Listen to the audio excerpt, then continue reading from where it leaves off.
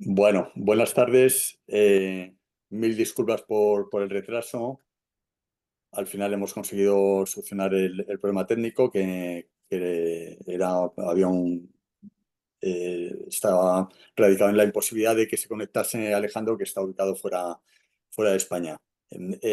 Vamos a comenzar sin más dilación el seminario programado para hoy, que, bueno, pues como la mayor parte de ustedes saben, recientemente se ha producido la aprobación de la directiva sobre debida diligencia de las empresas en materia de sostenibilidad por parte del Consejo Europeo después de unas arduas negociaciones y queda una última etapa que será el voto del Parlamento Europeo que está previsto para el próximo 24 de abril. De forma casual, es el 24 de abril del 2024 se produce el 11º aniversario del trágico suceso que tuvo unas consecuencias fatales en Bangladesh con el derrumbe de la fábrica del Rana Plaza. Este trágico suceso puso en evidencia la necesidad urgente de contar con una normativa que obligase a las empresas a rendir cuentas en relación a sus actividades, en este caso en la cadena de valor, y unió durante una década el trabajo de activistas, sindicatos, grupos de defensa de derechos humanos, organizaciones no gubernamentales de distinto ámbito que han trabajado de forma incansable para que se impongan obligaciones vinculantes a las empresas y se aumente su responsabilidad. Aunque no es posible afirmar que la directiva hubiese evitado la tragedia, sí creemos que con este texto que vamos a analizar en el seminario de hoy, sí podría al menos haber reducido su probabilidad y el alcance de la misma, y en su caso, pues haber facilitado el acceso a la justicia de las víctimas. El, este texto puede ser un soporte sobre el cual comenzar a hablar de una transformación real y de una transición hacia modelos empresariales más sostenibles y responsables con el entorno social y medioambiental. No es el objeto del seminario de hoy entrar en una valoración sobre la directiva. Desde el observatorio y desde la plataforma por las empresas responsables hemos lanzado los posicionamientos y comunicaciones al respecto. Sí entendíamos que era necesario tener un acto de carácter divulgativo en el cual, bueno, pues señalar cuáles son los principales aspectos del texto que aprobó el Consejo, cuál ha sido el proceso y desmitificar ciertas afirmaciones que se han ido alimentando, sobre todo en los últimos meses, en torno tanto al texto y en torno a las propias implicaciones que podría tener desde una perspectiva de la empresa o para la empresa, como también desde la perspectiva de las poblaciones o de las comunidades afectadas. Para el webinar de hoy, y vamos a comenzar pues en unos instantes, contamos con presencia de dos personas que han trabajado de forma infatigable, tanto en una primera instancia, para poner en la agenda pública este tema conjuntamente en España y luego posteriormente en una segunda instancia para trabajar en que el texto pues sea lo más ambicioso y en su aplicabilidad en un futuro pues responda al espíritu para el cual, bueno, pues se empezaron a abordar estos trabajos. Pese al momento en el que nos encontramos, que es el año 2024, eh, tenemos un recorrido muy anterior de décadas que podemos fijarlo, datarlo en los años 70 del siglo pasado, en el cual se empieza un intenso debate, incluso se inician ciertos trabajos en el entorno de las Naciones Unidas en primera instancia y luego de la OCDE en segunda instancia con la aprobación de las líneas directrices que intentan abordar o se plantean cómo abordar ese nuevo escenario en el cual, bueno, pues, se están produciendo cambios importantes y relevantes en los modelos de producción. Por un lado, va a estar con nosotros Amaya Cero. Amaya es, además de responsable en el Observatorio de Empresas y Derechos Humanos, es la persona que ha estado coordinando la plataforma por las empresas responsables, que es una plataforma muy amplia de organizaciones que trabajaban en un inicio con el impulso de una normativa en España. Y por otro lado, contamos con Alejandro García. Alejandro ha estado directamente vinculado en las negociaciones del texto, de la directiva, y es asesor político del Grupo Socialdemócrata del Parlamento Europeo. Ambos conocen muy bien tanto cómo ha sido el proceso y el texto propio de la directiva, y ambos nos podrán contar. Yo creo que este recorrido hasta llegar aquí no ha sido un recorrido fácil y ha sido, bueno, pues mérito no solamente de organizaciones sociales, sino también de muchas personas que a nivel individual, académicos, personas que han estado muy involucradas en el ámbito político y que ahora o siguen estando o no lo están tanto, y que han apoyado y ayudado a que esto llegue a buen fin. Y les puedo asegurar que, como nos contarán Amaya y Alejandro, pues no ha sido un camino fácil. Voy a hacer de maestro de ceremonias. Mi papel se va a limitar a plantear una serie de cuestiones, tanto a Amaya como a Alejandro, para ir desgranando estos aspectos que he expuesto en esta breve introducción. Y ustedes podrán plantear las preguntas que consideren pertinentes a los ponentes, y yo se las iré transmitiendo al final de su exposición. La primera pregunta va dirigida a Maya y es si nos puedes contar, Amaya, cómo ha sido el proceso hasta llegar aquí y cuál es el escenario hasta que se apruebe definitivamente la directiva. Y luego, si quieres, aquí completar a Alejandro también con total libertad. Amaya, cuando quieras. Sí, hola, buenas tardes y también buenos días para algunas personas. Pues el proceso para llegar hasta el texto actual, a pesar de todos los antecedentes que ha comentado Orencio, ha sido un proceso largo, ha sido un proceso muy debatido, con aportaciones de partes interesadas. Si lo pensamos, al final han pasado 2 años desde que la Comisión publica su propuesta de directiva de diligencia de vida de las empresas en materia de sostenibilidad en febrero de 2002. Una vez que la Comisión propone este texto, el Parlamento por su lado y el Consejo por su lado lo que hacen es elaborar sus propias propuestas, sus mandatos con los que van a ir a negociación. El Consejo entabla sus negociaciones y adopta su orientación general en diciembre también de 2022, es decir, 6 meses después de la propuesta de la Comisión. Y en el Parlamento, el dossier está liderado por la Comisión de Asuntos Jurídicos, JURI, pero realmente presentan enmiendas y es un trabajo conjunto de hasta 9 comisiones parlamentarias que presentan numerosísimas enmiendas, se van votando y al final se llega a un texto que se vota en el plenario y obtiene 366 votos a favor y 225 en contra.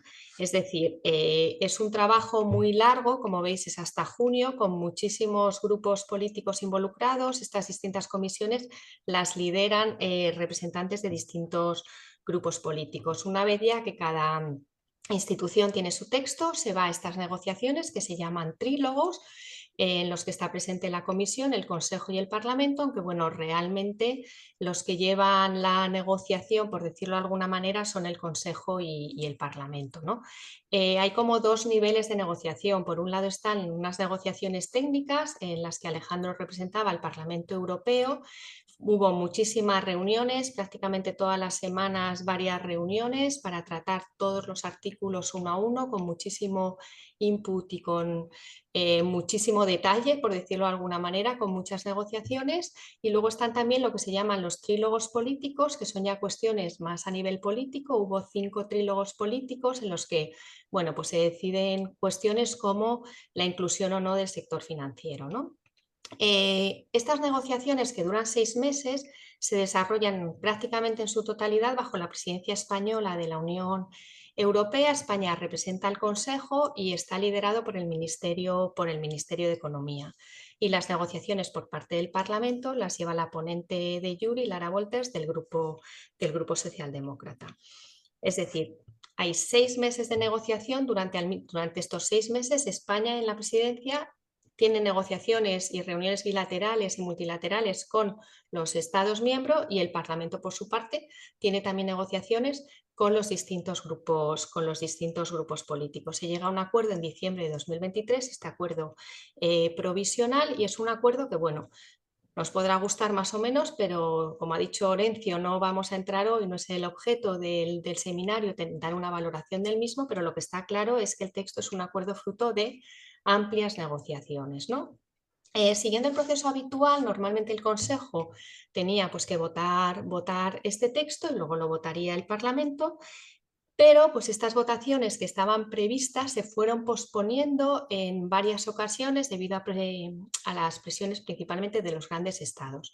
Por un lado, Alemania dice públicamente que se va a abstener, y esto se debe a un acuerdo que tienen entre los miembros del gobierno de coalición, que si uno de los miembros se opone a algún tipo de legislación europea, algún texto, Alemania se abstiene. Esto fue impulsado por un partido minoritario de la coalición, los liberales o FDP, pero realmente no es el acuerdo, no es como la posición de todo el gobierno alemán, ¿no? Pero bueno, esto tiene una implicación en cómo se sigue desarrollando las negociaciones. Y luego, por su parte, también Francia e Italia pues, hacen peticiones o demandas con presiones muy de última hora, y al final de este acuerdo de diciembre se llega a un acuerdo más rebajado, donde se ven sobre todo rebajados lo que es el ámbito de aplicación, el número de empresas a las que va a afectar la directiva, así como en la definición del alcance de la cadena de valor. Y este texto finalmente se aprueba en el Consejo en marzo de 2024, o sea, ya este año, y se consigue con la aprobación de 17 países a favor, ningún país en contra, lográndose así lo que se llama la mayoría cualificada. También en marzo, la Comisión de Asuntos Jurídicos del Parlamento vota este texto, que lo aprueba también por mayoría, 20 votos a favor y 4 en contra. ¿Y cuáles son ahora ya los próximos pasos, ¿no? Pues el próximo paso ya es la semana que viene. El 24 de abril habrá un voto en el plenario del Parlamento Europeo para ya aprobar el texto, y luego ya pues se pasa de nuevo al Consejo ya como una última formalidad, y a partir de ahí ya será publicado para su entrada en vigor. Entonces, como veis, pues un proceso muy largo, muy negociado y con mucho input de muchas partes para llegar hasta el texto que tenemos actualmente. Y una vez llegado al texto, Alejandro, ¿cuáles son los principales aspectos? Sé que es muy complicado hacer una síntesis de un texto, además que es sumamente amplio, ¿no? Pero ¿cuáles serían para ti los principales aspectos de la directiva?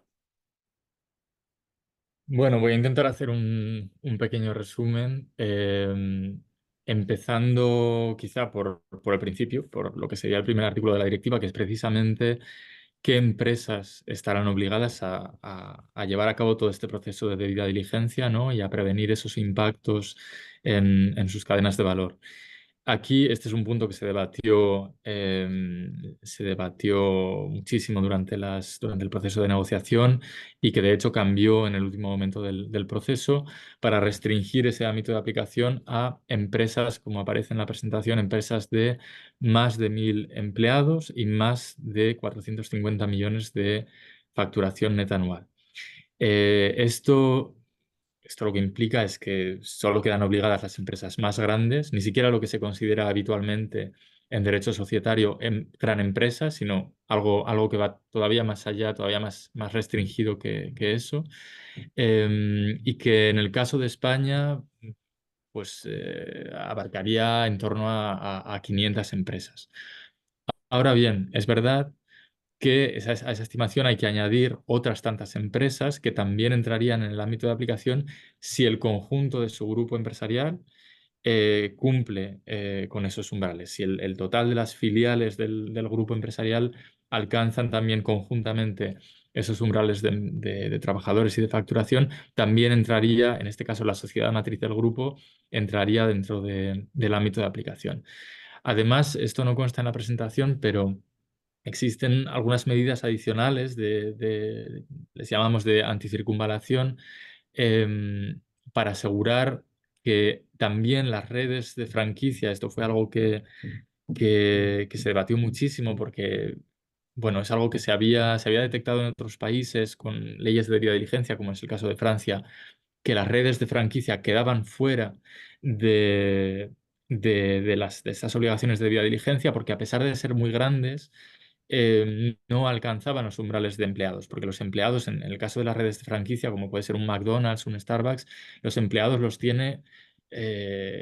emplea cada franquiciado, ¿no? Entonces, al no alcanzar esos umbrales, el conjunto de la red de franquicias no entraba y esto se ha previsto expresamente para que entren en el ámbito de aplicación de la directiva sin que sea necesario que cumplan con ese umbral de número de trabajadores, ¿no? Esto es un punto importante que a veces se omite, pero es importante saber que esas redes también estarán obligadas a cumplir con la directiva en el futuro. Esto en cuanto a qué empresas tendrán que cumplir. Otro punto importante es dónde en la cadena de valor de esas empresas tendrán ellas que mirar, tendrán ellas que revisar, que prevenir que se está cumpliendo con la legislación, que no se están vulnerando los derechos humanos, que no se está perjudicando el medio ambiente, etc. ¿Dónde en la cadena de valor tendrán que identificar esos impactos? Aquí lo que dice la directiva es, en lo que concierne a la parte, que diríamos en español, aguas arriba en la cadena de valor, el upstream en inglés de la cadena de valor, queda cubierto en su totalidad. Es decir, todos los proveedores, subcontratistas de las empresas que estén encargados de todas las fases de producción anteriores al proceso productivo propio de la empresa, todo eso queda cubierto. El diseño, la extracción de materias primas, la fabricación, transporte, almacenamiento de productos anterior a la actividad propia de la empresa, todo eso queda cubierto en su totalidad. Lo que no queda cubierto en su totalidad es la parte aguas abajo de la cadena, el downstream de la cadena, es decir, todo lo que viene después de la actividad propia de la empresa. La distribución del producto ya fabricado, el transporte de ese producto, el almacenamiento de ese producto, eso sí que queda cubierto, esa parte del downstream sí que queda cubierto, con algunas excepciones. Se exceptúan, por ejemplo, el transporte y la distribución de armas y de productos de doble uso, porque existe legislación que aborda, porque se entendió que existía legislación que abordaba ya ese aspecto, por tanto, esos productos concretos quedan excluidos y se excluye también la fase de uso y venta del producto. Es decir, lo que ocurra con el producto, los impactos que puedan emerger en el momento, en la fase en que el consumidor recibe el producto, utiliza el producto, se deshace del producto, todo eso sí que queda excluido de la directiva.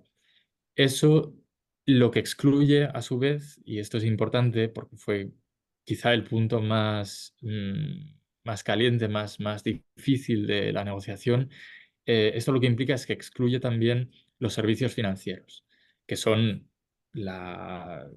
fundamentalmente el conjunto, la totalidad, la casi totalidad de la actividad económica de las entidades financieras. Todos los servicios que esas empresas prestan a clientes, a, a, a terceras personas, entidades, empresas, todo eso queda excluido. Por tanto, aunque teóricamente o técnicamente las entidades financieras están cubiertas por el ámbito de aplicación, sus servicios no lo están. Y por tanto no tendrán obligaciones, de acuerdo con esta directiva, no tendrán obligaciones de debida diligencia. Esto en cuanto al ámbito de aplicación y al alcance de las obligaciones en la cadena. Quizá antes de seguir con el contenido, hacer un apunte sobre la entrada en vigor de esas obligaciones, cuándo entrarán en vigor eh, esos deberes, esas obligaciones de debida diligencia. En el caso de las empresas más grandes, las de más de 5.000 empleados y más de 1.500 millones de facturación neta anual, que son las que algunos países europeos consideran o califican de multinacionales, la directiva entrará en vigor dentro de 3 años. O sea, 3 años después de la publicación de la directiva. Esto es en abril, o sea, en primavera-verano de 2027. Un año más tarde, para empresas algo más pequeñas, 3.000 empleados, 900 millones de facturación, y un año más, 5 años después de la entrada en vigor, es decir, dentro de 5 años, a partir de ahora, para todas las demás empresas, hasta los umbrales que mencionaba antes. Esto para que tengamos una idea un poco general de cuándo y para quién aplicarán las obligaciones. Luego, ¿cuáles son esas obligaciones? ¿Cuál es la esencia, la sustancia de esas obligaciones de debida diligencia? ¿A qué nos referimos cuando hablamos de debida diligencia? Aquí la directiva, a pesar de que la propuesta inicial de la Comisión y el mandato del Consejo se alejaban bastante de los estándares que muchos de nosotros conocemos ya y que están pues, bueno, establecidos desde hace mucho tiempo y que las empresas ya están utilizando, algunas empresas ya utilizan, que son los estándares de la OCDE y de la ONU. A pesar de que la propuesta original se alejaba un poco de ellos, yo creo que la hemos reconducido un poco para alinearla mejor con esos procesos que ya conocemos y el resultado es este. El resultado es similar a la estructura de esos procesos. Consiste en un proceso que empieza por integrar la debida diligencia en las políticas y sistemas de gestión de la empresa, que sigue por identificar, evaluar y priorizar en su caso los impactos reales o potenciales sobre los derechos humanos y sobre el medio ambiente. Una vez identificados esos impactos, el siguiente paso consistiría en prevenir, en poner las medidas necesarias para prevenir esos impactos, los planes de prevención necesarios, medidas de inversión necesarias para cumplir con esos planes, las garantías contractuales necesarias para asegurar el cumplimiento de esos planes. La siguiente fase o el siguiente punto sería para aquellos impactos que ya se están produciendo, que no son impactos posibles o potenciales, sino reales, que ya se han identificado que están ocurriendo o que han ocurrido, la obligación de cesar esos impactos, de poner las medidas necesarias para que dejen de ocurrir, ¿no? La contaminación de un río que sabemos que ya está ocurriendo o que ya ha ocurrido, pues poner las medidas necesarias para que deje, para que pare esa contaminación, ¿no? Por poner un ejemplo. En quinto lugar, junto a las medidas de cesación de los impactos, medidas de reparación, pues si se ha contaminado un territorio, poner medidas para reparar ese territorio, para compensar a las poblaciones afectadas. En sexto lugar, la directiva prevé también un mecanismo, digamos que es un mecanismo transversal a lo largo de todo el proceso de notificación y reclamación, de manera que poblaciones afectadas, trabajadores, partes interesadas puedan notificar a la empresa, puedan reclamar a la empresa que tome medidas sobre un impacto específico. Eso es una obligación que también la prevén los estándares internacionales y que abre la puerta a un nuevo mecanismo de reclamación, a un nuevo mecanismo de queja, también para obligar, ya no motu propio, sino a instancia de parte a las empresas a tomar medidas. En último lugar, o penúltimo lugar, tendríamos una obligación de monitorización de todo el proceso, es decir, una vez la empresa ha puesto en marcha todas estas medidas, tiene también de manera periódica que monitorizar, que verificar que esas medidas están funcionando, que son efectivas, tendrá que mirar si hacen falta más medidas. Y en último lugar, y en octavo lugar, comunicar sobre todo eso, comunicar sobre la identificación de los impactos, la prevención, la cesación, la reparación, la monitorización del proceso. Tiene que haber también una labor de comunicación. Aquí, no obstante, la directiva no prevé obligaciones nuevas, porque como muchos sabéis, ya tenemos una directiva sobre información no financiera actualizada hace muy poco. Y la directiva de due diligence lo que hace es referirse a eso. Es decir, las empresas en sus informes, en su información no financiera, tendrán que comunicar sobre todo esto, pero esas obligaciones de comunicación ya existen, ya están en vigor, ¿no? Y por último, un punto que no es propiamente una fase del proceso, sino que es una acción que las empresas tienen que llevar a cabo a lo largo de todo el proceso, que es también transversal, es la consulta de grupos interesados. Y esto es un punto importante también que quedaba muy diluido en la propuesta original de directiva y que el Parlamento recuperó y consiguió añadir como un artículo completo, un artículo adicional, mucho más ambicioso que la propuesta original, que obliga a las empresas a proactivamente ponerse en contacto con partes interesadas, trabajadores, sindicatos, poblaciones potencialmente afectadas, para consultarles, para informarles, e involucrarles en los procesos de diligencia debida.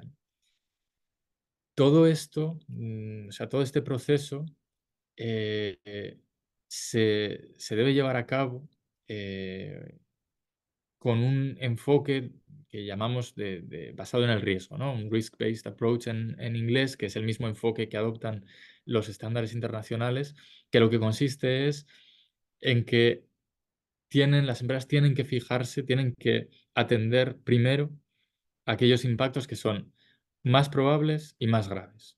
Tienen que hacer, en el momento en que hacen la identificación de los riesgos, tienen que evaluar también cuáles son los más graves, cuáles son los más probables, y en función de eso, si es necesario y si la empresa no cuenta con la capacidad necesaria para abordar todos los riesgos al mismo tiempo, priorizar aquellos que son más graves y aquellos que son más probables, y de esta manera poner el foco en los riesgos, en los principales riesgos, ¿no?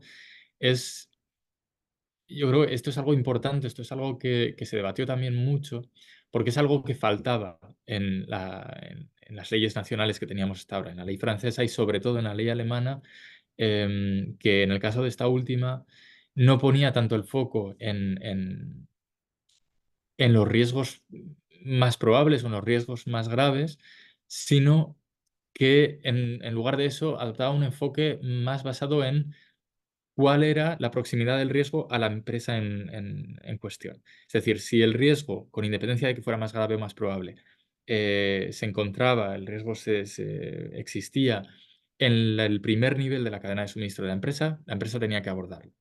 Si hablábamos de niveles más allá del primero, las obligaciones se diluían. Aquí no, aquí la empresa tiene que abordar los riesgos con independencia de dónde, en qué punto de la cadena de valor se encuentren, pero tiene que abordarlos en orden de gravedad y en orden de probabilidad, ¿no? Esto es un cambio importante en la aproximación.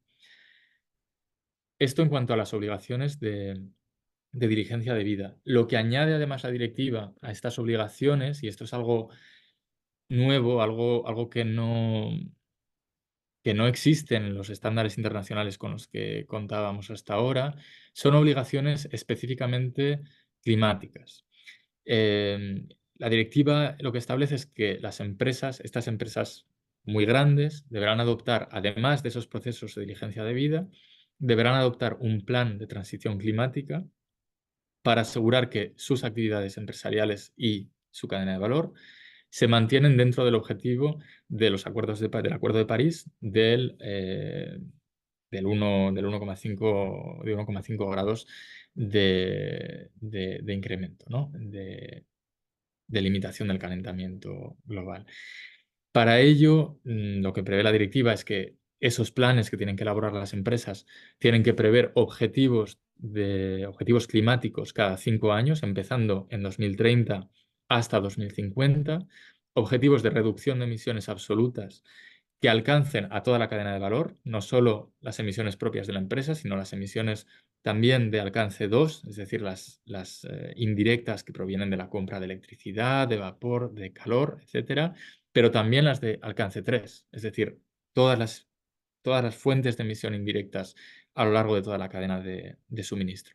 El plan tiene que abordarlas todas, tiene que establecer esos objetivos quinquenales y la empresa tiene una obligación no es una obligación absoluta de alcanzar los objetivos, pero es una obligación de esfuerzo, o así se le llama en inglés, una obligación de esfuerzo, de poner en marcha ese plan y de hacer lo máximo posible dentro de sus capacidades para que se alcancen esos objetivos.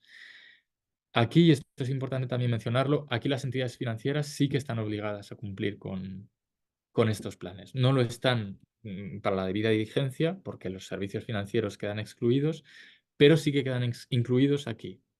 Sí que tendrán una obligación los bancos y las entidades financieras de establecer esos planes, también con relación a sus servicios financieros, con relación a la totalidad de su cadena de valor, y poner en marcha esos planes. Lo que quizá queda más incierto o más vago es la parte de supervisión de esos planes. O sea, no queda muy claro cuál va a ser el rol de las autoridades públicas, de las autoridades de supervisión a la hora de hacer cumplir con estas obligaciones. Así como en el caso de la debida diligencia está muy claro que existirán autoridades públicas que vigilarán que se ponen en marcha esos procesos y que en caso de que no sean efectivos podrán solicitar a la empresa que adopte medidas diferentes y podrán incluso sancionar a la empresa. En el caso de los planes climáticos, esta es una parte que ha quedado un poco más coja.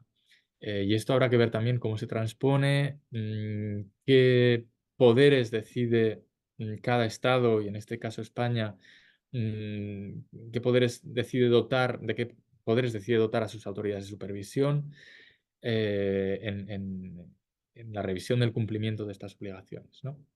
Esto queda pendiente. Hablando, y paso ahora, digamos, a la parte de cumplimiento. Hablando de autoridades de supervisión, la directiva prevé fundamentalmente dos mecanismos de cumplimiento de las obligaciones de diligencia debida. Uno es mecanismo de cumplimiento a través de autoridades públicas, mecanismo público, y otro es un mecanismo privado, podríamos llamarlo privado, entre partes en los tribunales, mecanismo judicial de cumplimiento de la directiva, ¿no? El mecanismo público, empiezo por este. La directiva nos va a obligar a los Estados miembros a crear una autoridad ad hoc, a crear una autoridad nueva de supervisión que controle el cumplimiento de estas obligaciones, una autoridad que podrá, de la misma manera que lo hace la Inspección de Trabajo o Medio Ambiente, podrá iniciar inspecciones e investigaciones, podrá ordenar el cese de infracciones de debida diligencia, podrá ordenar también la reparación de daños y la adopción de medidas cautelares, en su caso, y podrá, como decía antes, imponer sanciones por incumplimiento a las empresas que cumplan con esas obligaciones. Y además se prevé también, y esto es importante, decía antes que va a existir un mecanismo interno dentro de las empresas para reclamar, para notificar impactos. También va a existir un mecanismo dentro de la administración pública, porque así lo dicta la directiva, para reclamar ante la autoridad supervisora. Para decir a la autoridad supervisora, oye, se está produciendo este impacto, esta empresa está implicada, necesito que actúes. Ese canal también va a existir, porque así lo manda la legislación europea, y de nuevo es una puerta nueva que se abre para la acción de terceras partes, de partes interesadas, de organizaciones de la sociedad civil, de trabajadores de sindicatos, para generar un cambio. Sanciones administrativas, como digo, podrán imponerse también. La directiva es bastante ambiciosa en este sentido, establece un límite máximo de sanciones de al menos el 5% del volumen de negocios de la empresa, y digo al menos porque los estados podrán ir más allá. Lo que es un suelo bastante alto, teniendo en cuenta que, por poner algún ejemplo, el Reglamento de Protección de Datos de la Unión habla de un 4% de facturación, el Reglamento de Deforestación, que también está muy relacionado con este, habla también de un 4%, aquí hablamos de un 5%, bueno, es una cifra significativa y en cualquier caso, como digo, es un mínimo, no un máximo. Esas decisiones, además, sancionadoras deberán ser publicadas por las autoridades, lo cual también es importante. Yo creo que nos interesa a muchos que exista transparencia en ese aspecto. Y todo esto, y ahora paso a este último punto y acabar enseguida, todo esto es sin perjuicio de la responsabilidad civil. Es decir, lo que las autoridades de supervisión puedan decir, el resultado al que se pueda llegar en esos procesos de supervisión pública no impedirá y no prejuzgará lo que un tribunal pueda dictaminar en un caso privado entre partes, entre víctimas y empresa, por daños donde se reclame compensación. No, el resultado de esos procesos de supervisión pública será sin perjuicio de esos procedimientos judiciales, lo cual también es una garantía de que no exista una interferencia negativa, ¿no? Un impacto negativo de esa supervisión pública en procedimientos privados.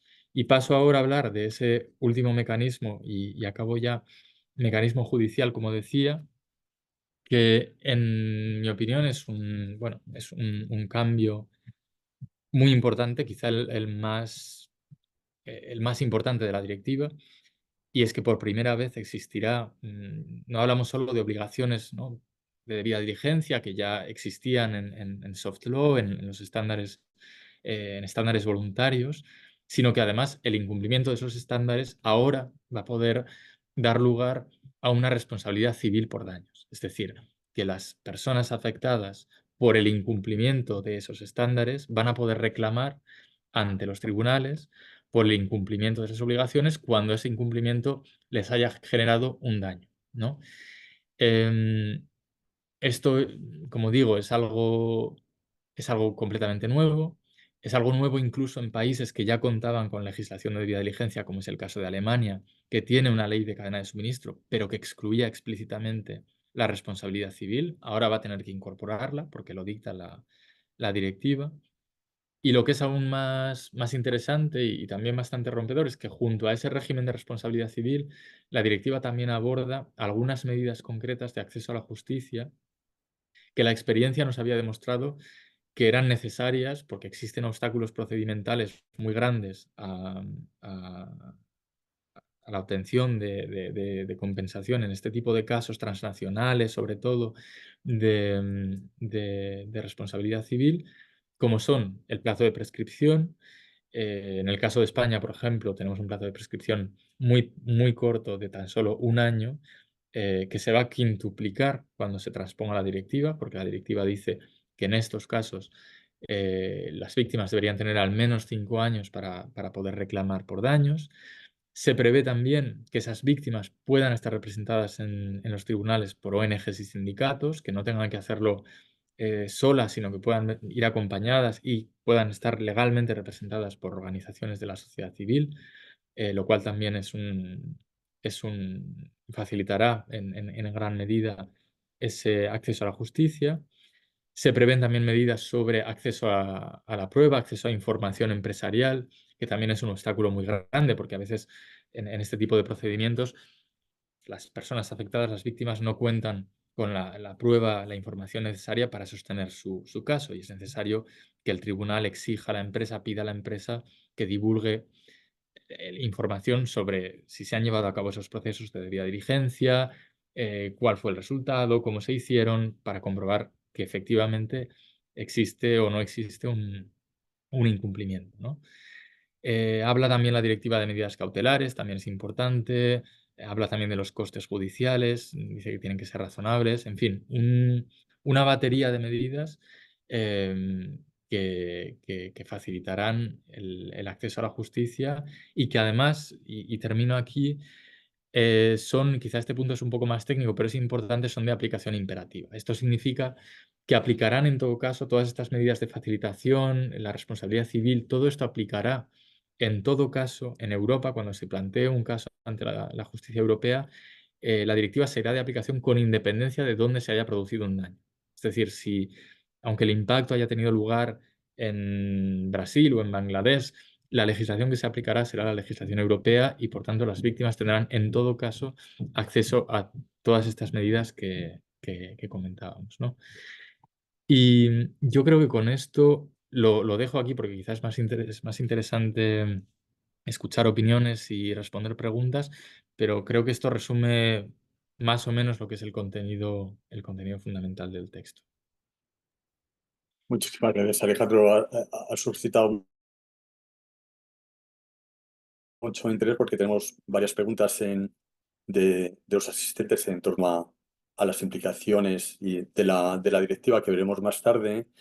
Pero enlazando con la última pregunta que aparece en el chat, que nos dice que si desaparecen por completo, Pablo Esteban, la responsabilidad de los administradores, te quería preguntar, Amaya, ¿qué elementos que en ese proceso de desarrollo de diferentes textos consideras relevantes que se han quedado fuera? Sí, bueno, pues hay distintas propuestas de cada una de las instituciones que se quedan fuera. La responsabilidad de administradores se queda fuera, pero quizá por una cuestión de tiempo también nos podemos centrar en dos que han sido muy discutidas y que fueron parte de la negociación casi hasta el último minuto y que son ámbito de aplicación y cadena de actividades, ¿no? La propuesta inicial de la comisión era que el ámbito de aplicación fuera para empresas que facturaran más de 150 millones y con 500 empleados, y además contemplaba un umbral más bajo para sectores llamados de riesgo, ¿no? Como el textil, agricultura, alimentación, minería, y para ellos el umbral era 250 empleados y 40 millones de euros de facturación. Hay una de las preguntas que pregunta que qué pasa con empresas que no son europeas, ¿no? Estos umbrales son para las empresas domiciliadas en Europa y para empresas no domiciliadas en Europa, pero que operan en la Unión Europea. Los umbrales son muy parecidos, es decir, la comisión propone también al principio 150 millones de euros de facturación y también están los sectores de riesgo. Simplemente no se pone la condición de número de empleados por una dificultad que hay para conseguir evaluar de forma correcta el número de empleados para estas empresas que no están domiciliadas en Europa, pero que quede claro que la directiva aplica tanto a empresas europeas como a empresas de terceros países que estén operando en Europa, y cuando hablamos de facturación de estas empresas es facturación dentro de la Unión Europea, ¿no?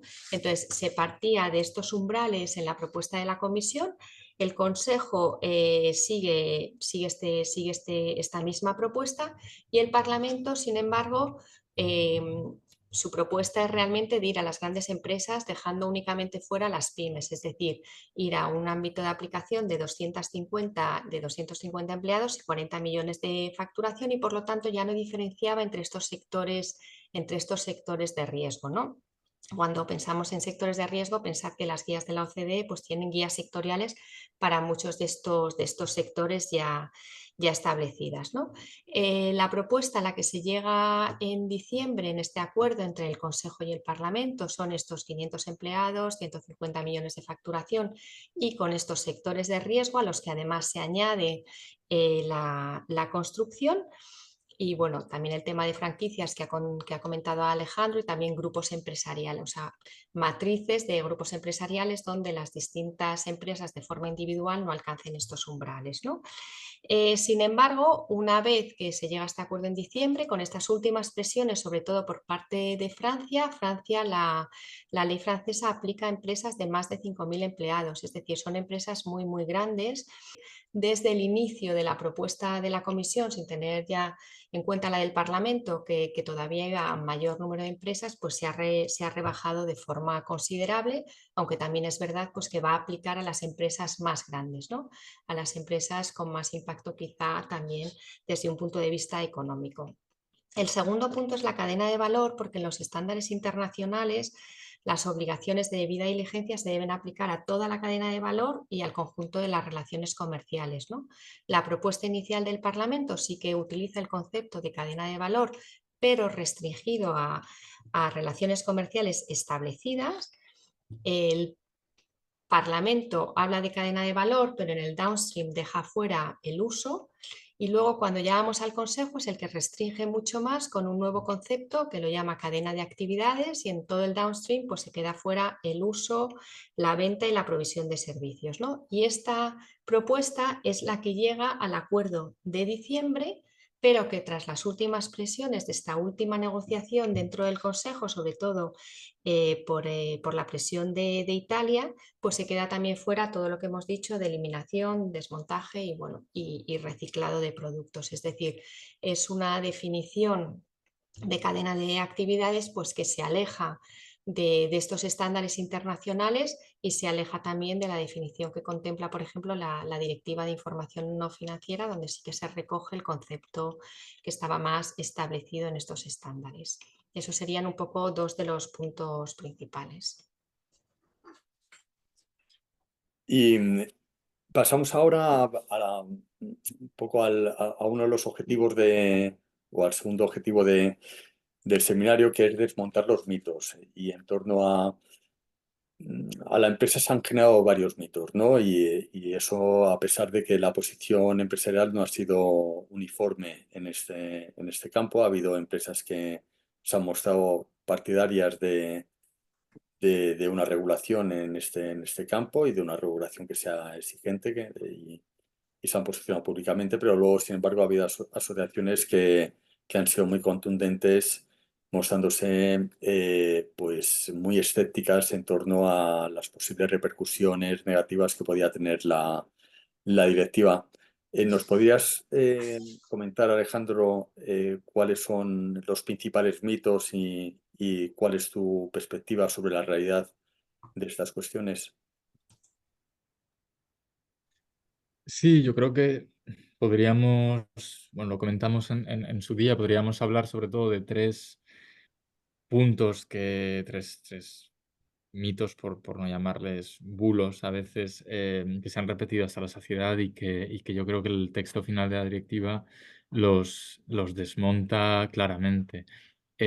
Uno es el tema ¿no?, de la burocracia. Siempre se habla de la burocracia, las cargas administrativas para las empresas, el daño para el sector empresarial, ¿no?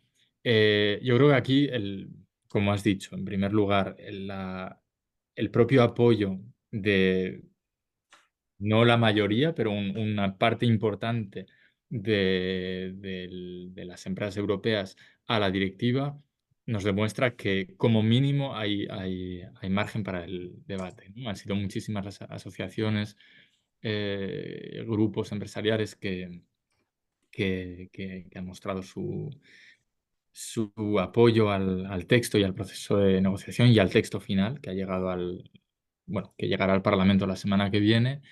Y yo creo que lo que demuestra esto es que hay empresas, hay muchas empresas,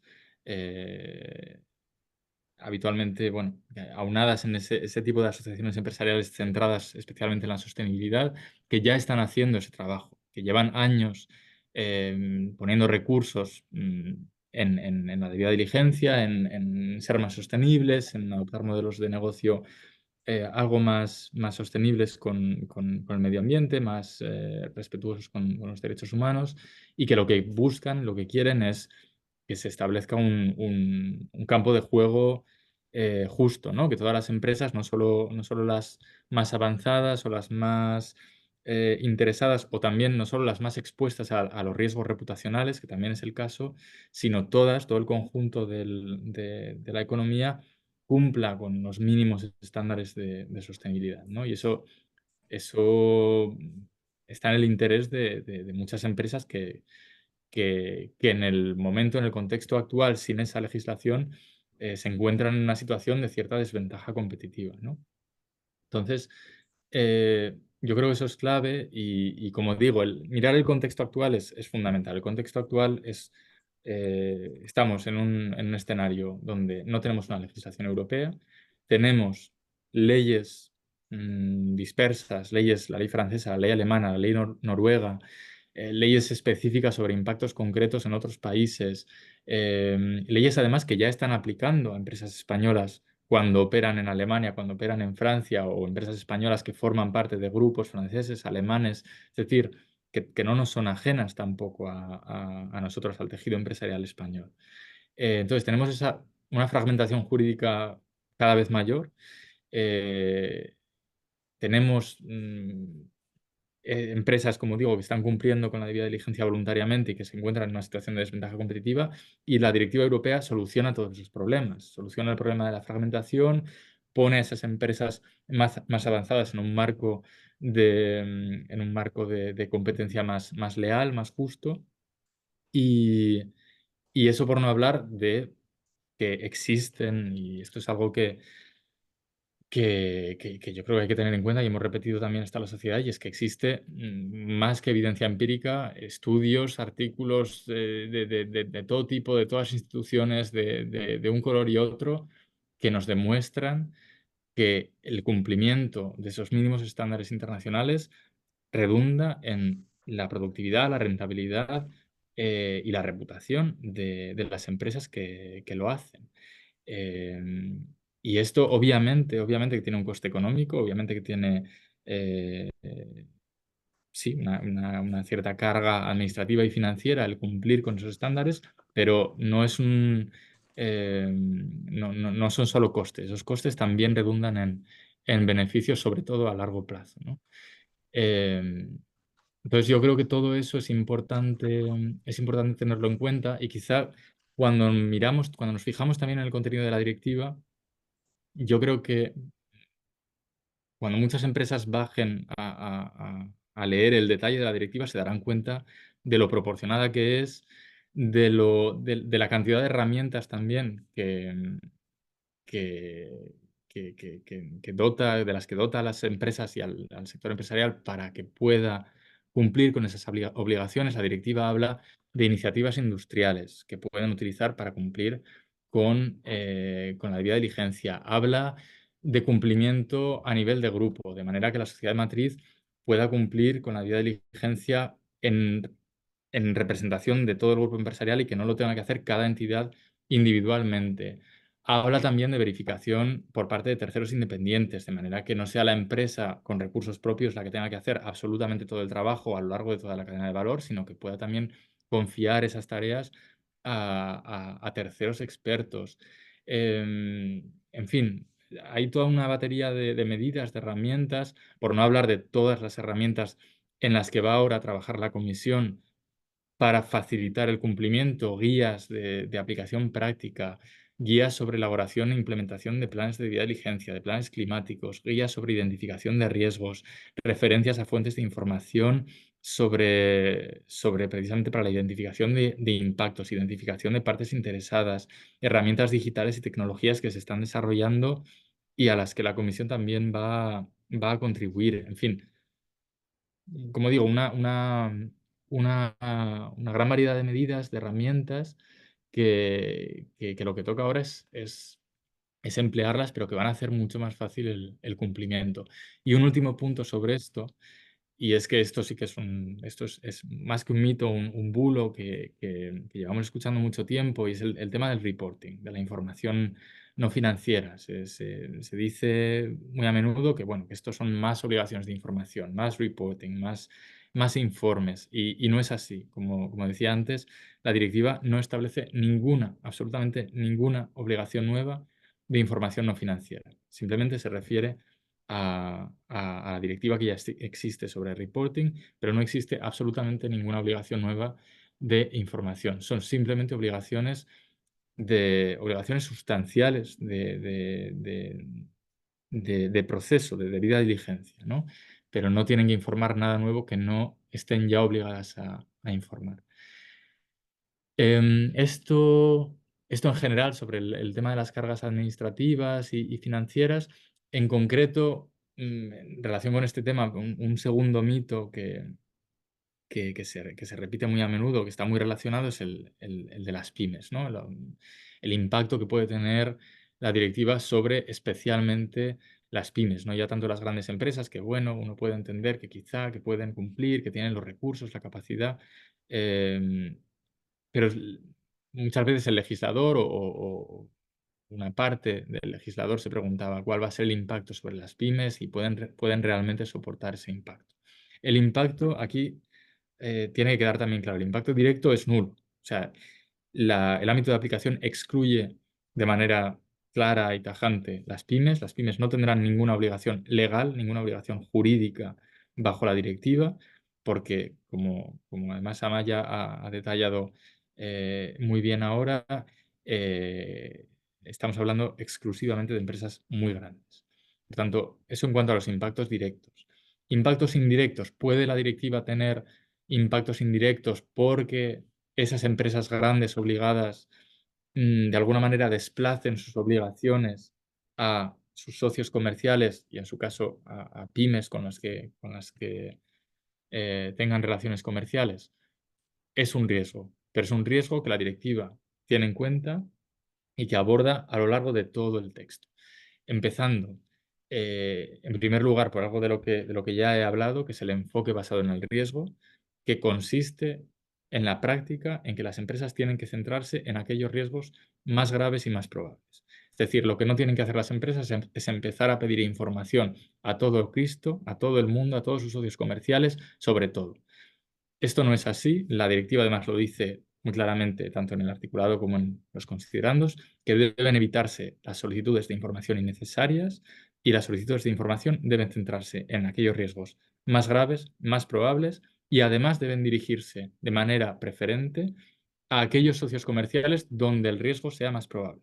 Es decir, si tú tienes una relación directa con una pyme en España que teóricamente está cumpliendo con legislación social, laboral, medioambiental española y no existen razones para creer que existan graves riesgos sobre los derechos humanos y sobre el medio ambiente, no deberían existir solicitudes de información innecesarias a esa empresa. Las solicitudes deberían hacerse directamente a empresas habitualmente extranjeras que se encuentren en contextos jurídicos y en contextos de enforcement público que nos indiquen que existe un riesgo mayor, un riesgo más grave y un riesgo más probable. Por tanto, esto ya mitiga de alguna manera las potenciales cargas sobre las pymes.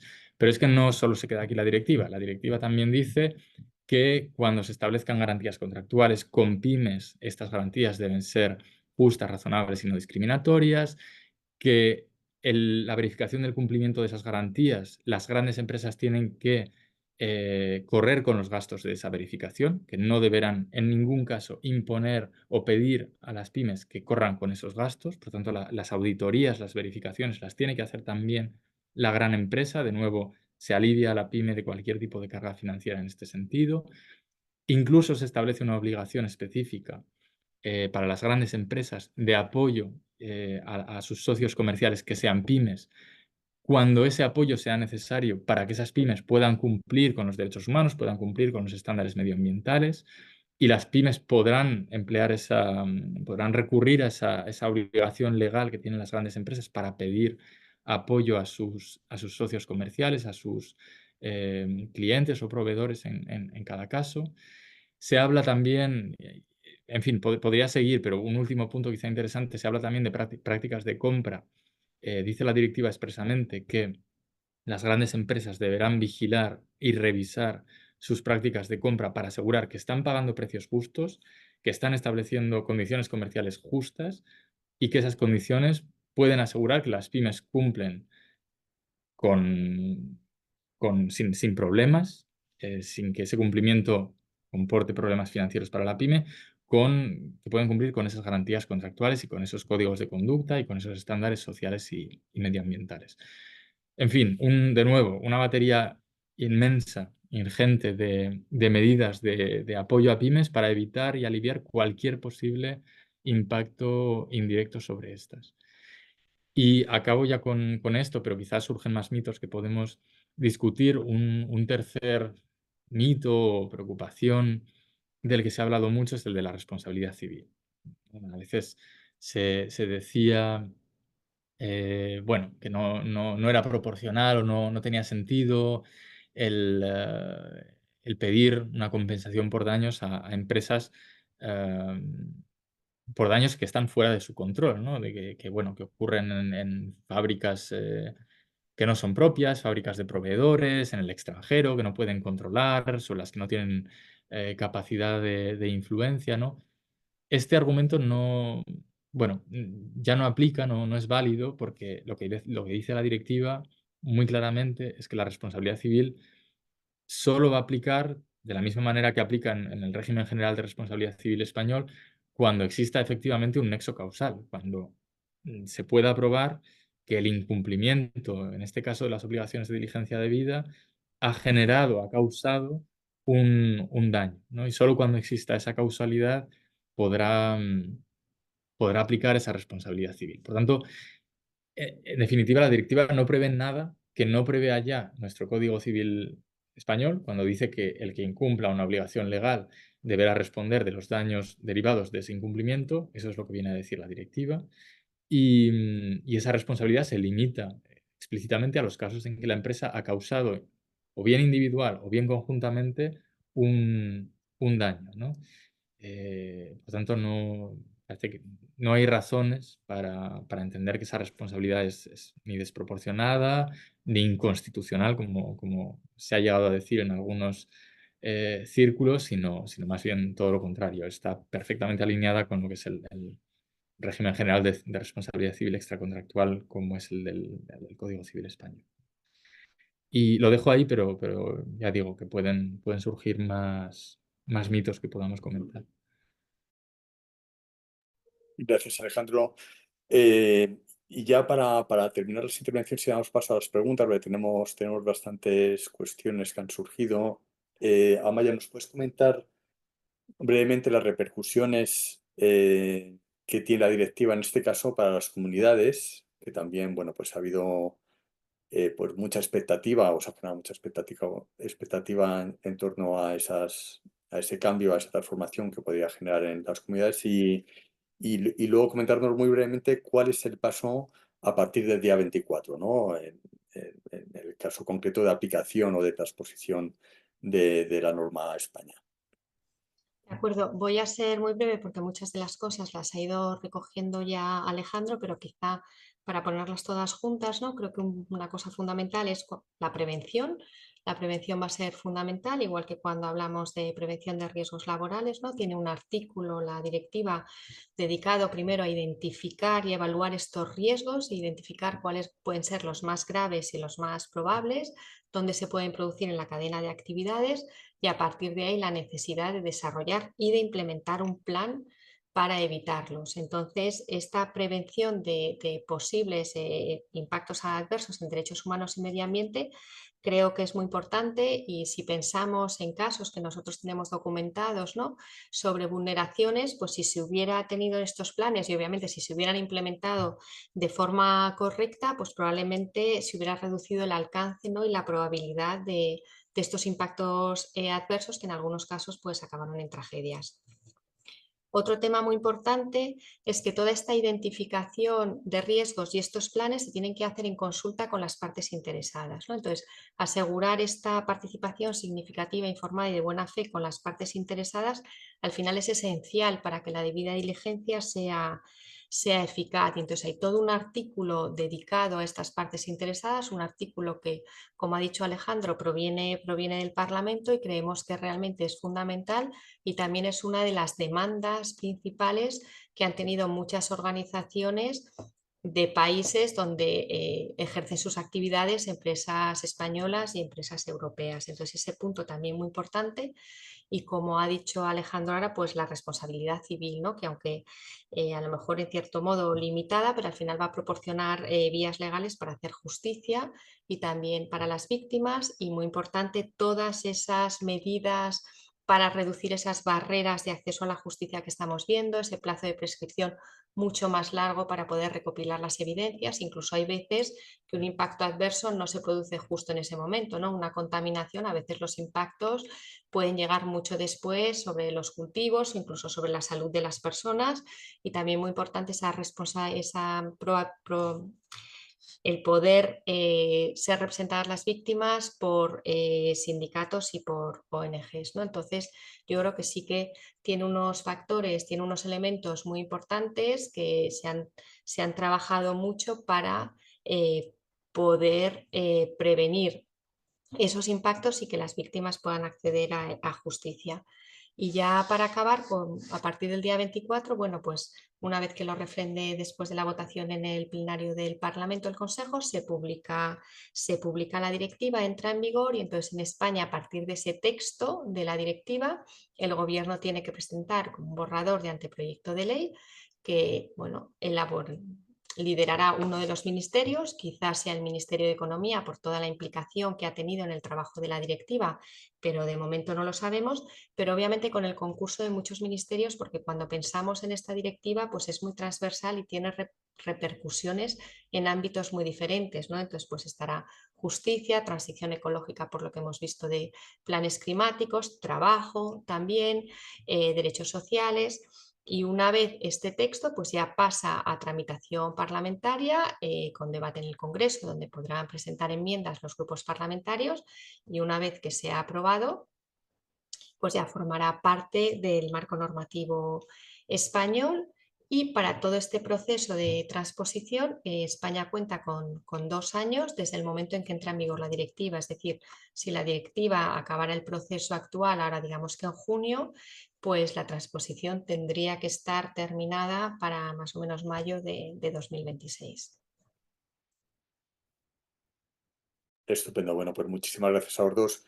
Voy a intentar plantearos 3, 4 preguntas conjuntas.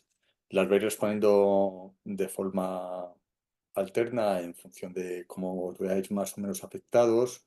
Y, nada, y si podemos ser breves porque hay muchas preguntas. Voy agrupando. Carmen nos pregunta si existe un sistema o metodología, o si establecerá, mejor dicho, el texto, una metodología de participación o consulta a las partes interesadas. Luego David, eh, que se identifica como director de Transparencia Internacional de España, nos pregunta si existe algún tipo de control de capacitación, competencia, conflicto de intereses en torno a quien realiza las evaluaciones, es decir, la externalización en torno al control de esas actividades por terceros, ¿no? Me imagino que se refiere principalmente a eso. Alejandro Castañeda nos pregunta si el 5% de sanción es un límite máximo o mínimo, que no le ha quedado claro. Y Carlos Cordero nos pregunta si la Directiva de Diligencia de Vida hace referencia a que esta debe ser entendida como es lo que requiere de salvaguardas mínimas en el reglamento delegado de taxonomía. Entonces, por ahora hacemos esta agrupación de preguntas y luego ya damos paso a, si hay tiempo, a una segunda.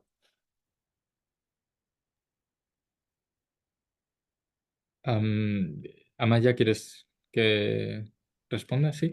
Vale. La primera, la metodología para la consulta de partes interesadas.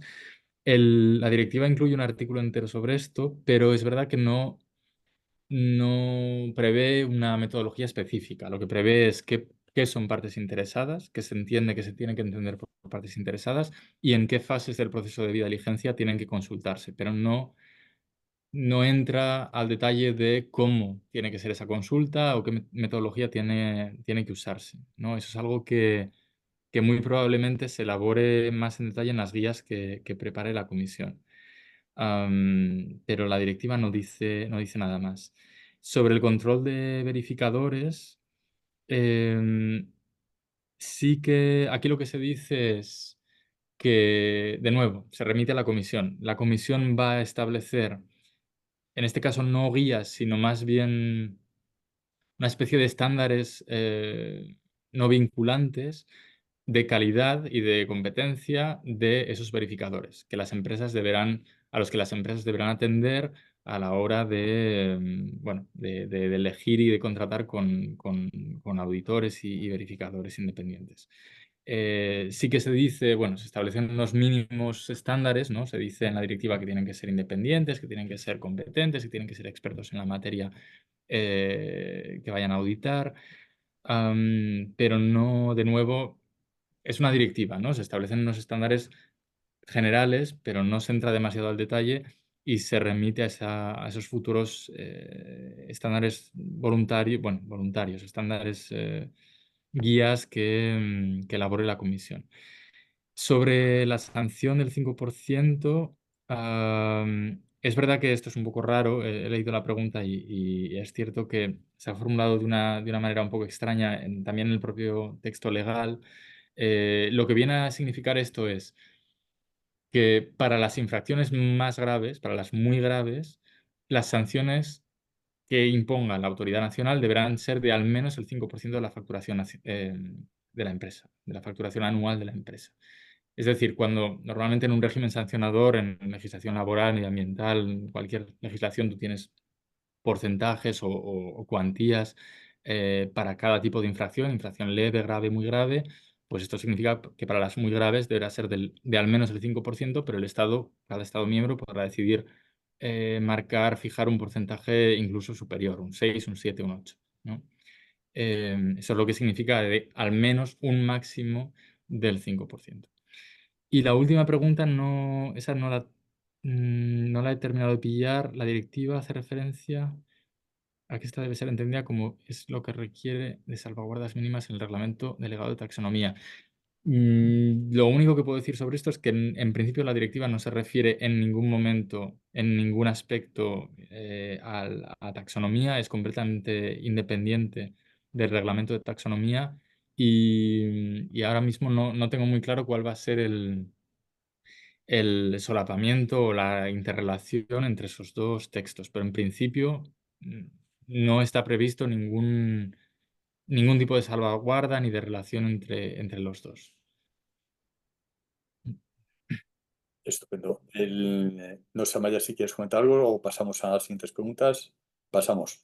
Vale, pues Miguel nos pregunta en qué eslabón de la cadena de suministro queda el concepto de cadena de actividades, si la directiva lo especifica. Certificadoras. Luego, el tema si se permiten acciones colectivas. Los costes de litigio razonables, si se menciona algo en referencia a ello.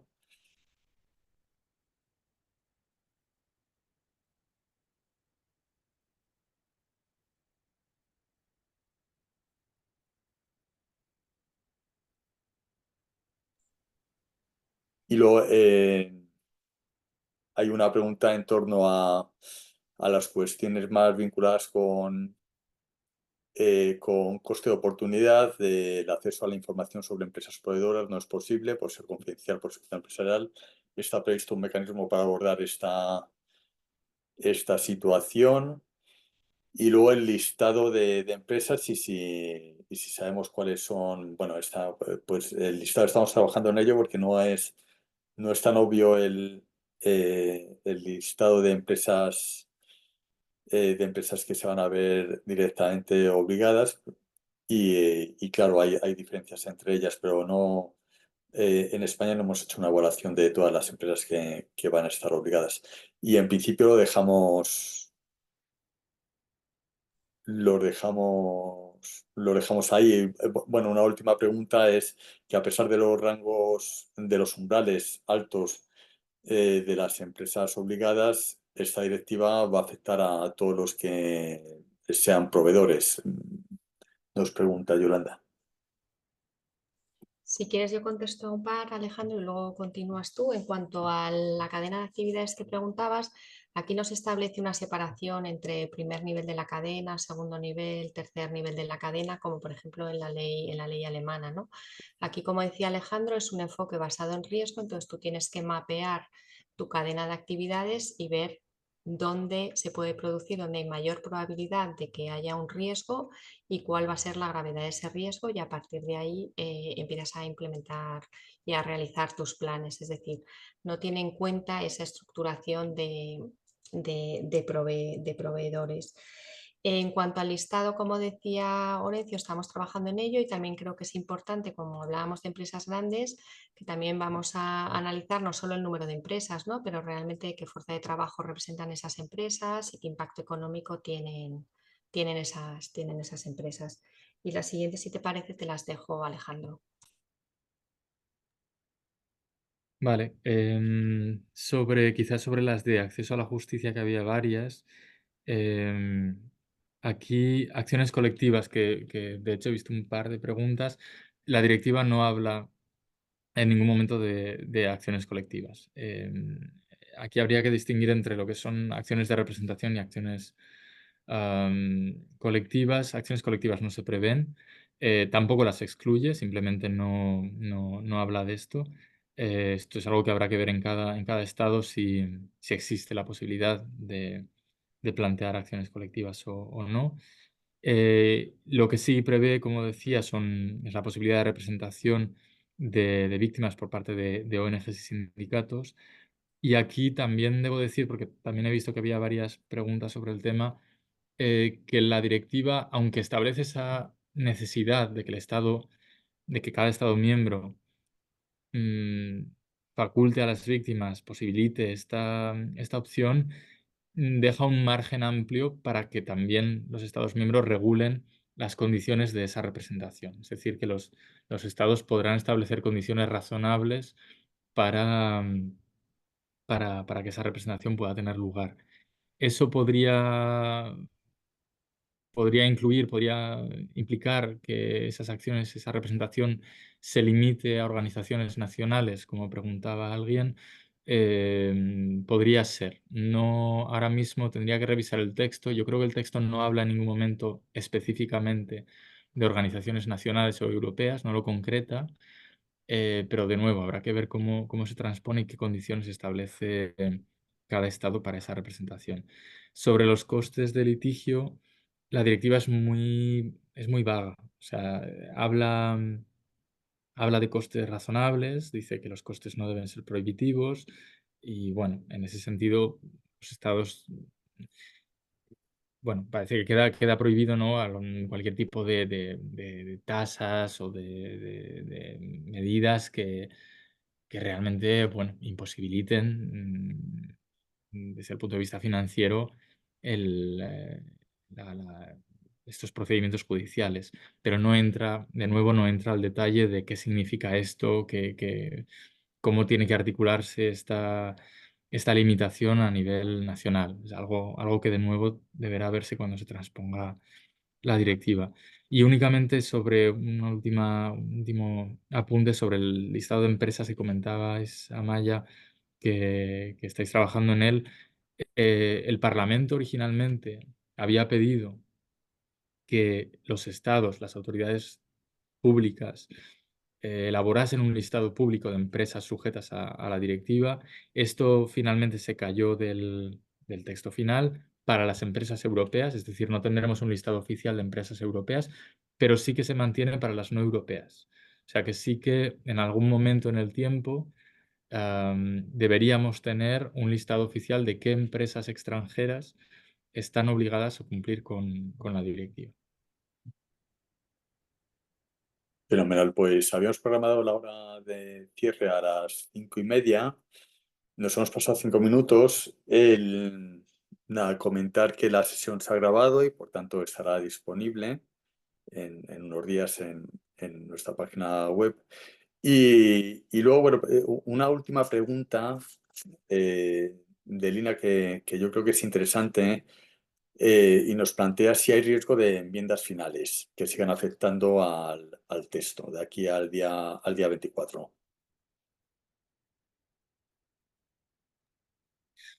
Perdón, Orencio, si hay riesgo de... De enmiendas finales, de que se introduzcan enmiendas al texto que se va a votar en el Parlamento. No, el texto, o sea, la votación de la semana que viene es una votación de sí o no.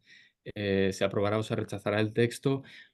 Teóricamente, técnicamente sí que cabe la posibilidad de enmiendas, pero no, si realmente se plantearan enmiendas y si esas enmiendas se aprobaran, lo que implicaría no es que el texto cambie, sino que el texto caiga y que el proceso de negociación tenga que volver a iniciarse. Porque al ser una negociación entre dos, no es el Parlamento quien decide.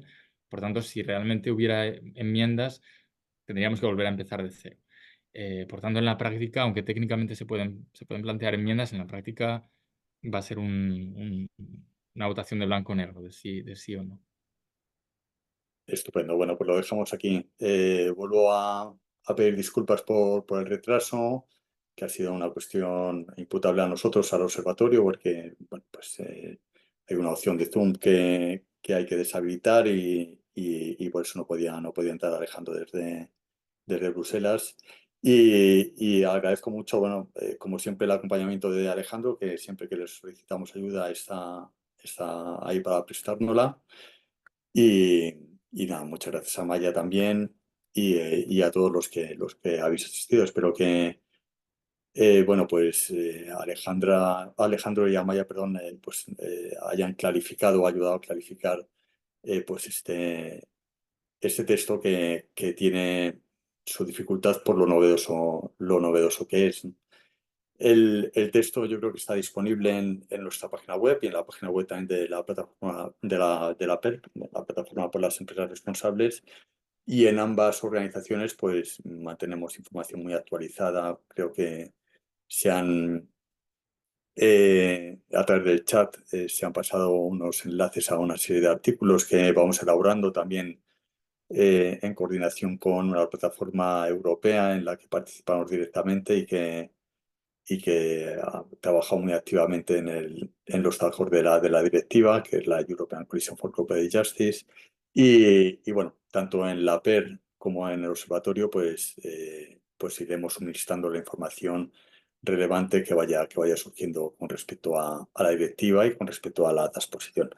Muchísimas gracias, Alejandro, y muchísimas gracias a Maya. Muchas gracias. A vosotros. Gracias a todos.